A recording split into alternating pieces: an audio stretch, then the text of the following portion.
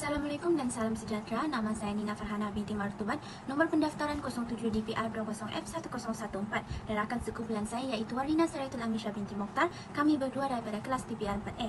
Kami akan membentangkan subjek marketing research yang bertajuk faktor penggunaan aplikasi TikTok dalam kalangan pelajar Politeknik Kota Kinabalu. Keseluruhan kajian ini dibimbing oleh penyelia kami iaitu Puan Harzia. Tanpa membuang masa, saya akan meneruskan pembentangan ini dengan menerangkan bab 1 pengenalan iaitu 1.1 latar belakang. Untuk pengetahuan semua, aplikasi TikTok adalah jaringan sosial dan platform video muzik. Ia bertujuan untuk membuat video muzik pendek. Aplikasi ini telah dimuat turun melebihi 100 juta pengguna. Seterusnya, 1.2 pernyataan masalah. Sejak kebelakangan ini didapati lebih ramai pelajar Politeknik Kota Kinabalu menggunakan aplikasi TikTok. Jumlah ini semakin bertambah dan semakin popular berbanding media sosial yang lain seperti Twitter, WhatsApp dan sebagainya. Oleh sebab itu, penyelidik berminat untuk mengkaji faktor-faktor penggunaan aplikasi TikTok dalam kalangan pelajar Politeknik Kota Kinabalu. Objektif kajian ini adalah untuk mengenal pasti sama ada faktor hiburan, penyebaran maklumat dan juga popular mempengaruhi penggunaan aplikasi TikTok oleh pelajar Politeknik Kota Kinabalu. Selain itu ialah 1.4 kepentingan kajian. Kajian ini diharapkan dapat memberikan satu gambaran tentang faktor-faktor penggunaan aplikasi TikTok kepada pengasas aplikasi TikTok ini sendiri. Ianya juga diharapkan dapat membantu dan memberikan panduan kepada pengasas aplikasi TikTok untuk menjana idea baru dalam aplikasi TikTok tersebut.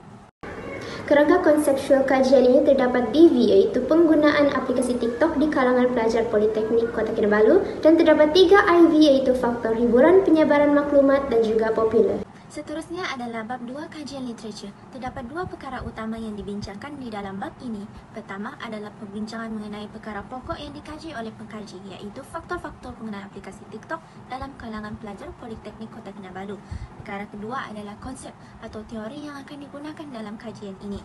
Hujah-hujah dan bukti empirikal dari kajian yang lepas telah diketengahkan untuk menyokong pemboleh ubah bebas dan pemboleh ubah bersandar yang terdapat dalam kajian. Kesimpulan kajian akan dinyatakan pada akhir setiap perbincangan. Bagi metodologi kajian terdapat 5 metode. Pertama, reka bentuk kajian menggunakan deskriptif. Kedua, persampaian dengan mengumpul 100 orang responden daripada pelajar PKK. Tekniknya pula bukan kebarangkalian, iaitu judgmental dan convenience. Seterusnya, instrumen yang digunakan ialah borang soal selidik melalui Google Form. Soalan bahagian A ialah demografi, bahagian B pula ialah berkaitan kajian. Bagi pengumpulan data, kami meminta bantuan rakan-rakan untuk mengedarkan link Google Form ke grup chat WhatsApp. Kaedah analisis data, kami menggunakan SPSS version 25 dan kami menganalisis mean, kolerasi dan multiple regression untuk mendapatkan keputusan. Diteruskan dengan bab 4 dapatan kajian. Dimulakan dengan 4.1 profil responden. Seramai 100 orang responden yang telah terlibat dalam kajian yang telah kami lakukan. Dapat kita perhatikan demografi berasaskan jantina menunjukkan peratus daripada responden perempuan melebihi daripada responden lelaki.